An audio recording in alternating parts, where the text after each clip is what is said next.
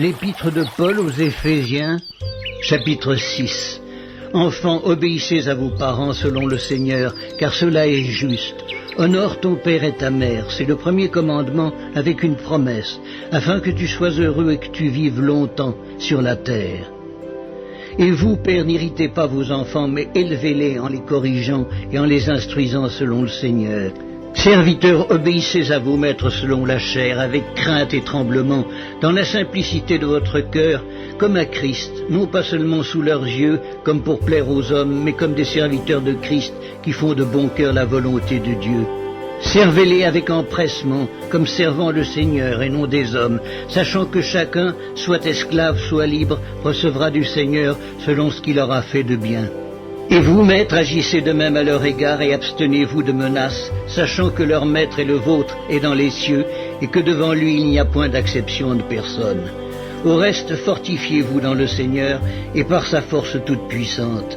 Revêtez-vous de toutes les armes de Dieu, afin de pouvoir tenir ferme contre les ruses du diable. Car nous n'avons pas à lutter contre la chair et le sang, mais contre les dominations, contre les autorités, contre les princes de ce monde de ténèbres, contre les esprits méchants dans les lieux célestes.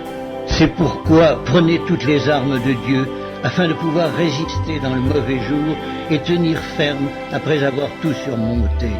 Tenez donc ferme, ayez à vos reins la vérité pour ceinture, revêtez la cuirasse de la justice, mettez pour chaussure à vos pieds le zèle que donne l'évangile de paix. Prenez par-dessus tout cela le bouclier de la foi, avec lequel vous pourrez éteindre tous les traits enflammés du malin. Prenez aussi le casque du salut et l'épée de l'esprit, qui est la parole de Dieu. Faites en tout temps par l'esprit toutes sortes de prières et de supplications.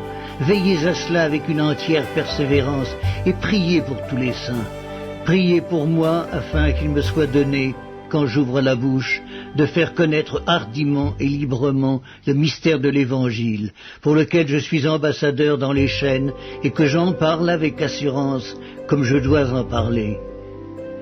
Afin que vous aussi vous sachiez ce qui me concerne, ce que je fais, Tychik, le bien-aimé frère et fidèle ministre dans le Seigneur, vous informera de tout. Je l'envoie exprès vers vous pour que vous connaissiez notre situation et pour qu'il console vos cœurs. Que la paix et la charité avec la foi soient données aux frères de la part de Dieu le Père et du Seigneur Jésus-Christ. Que la grâce soit avec tous ceux qui aiment notre Seigneur Jésus-Christ d'un amour inaltérable.